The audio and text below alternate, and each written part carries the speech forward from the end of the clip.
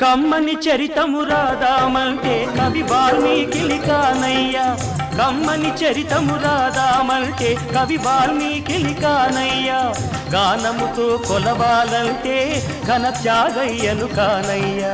గానముతో కొలవాలంటే ఘన త్యాగయ్యను కానయ్యా ఆశతో కోవిల కడదామంటే తహసీల్దారును కానయ్యా ఆశతో కోవిల కడదామంటే తహసీల్దారును కానయ్యా ఆఖరికి మనసిద్దామంటే అది ఏనాడో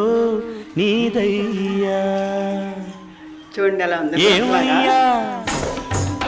ఏమయ్యా ఓ రామయ్యా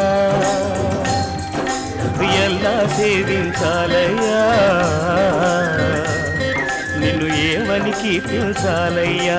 ఏమయ్యా ఓ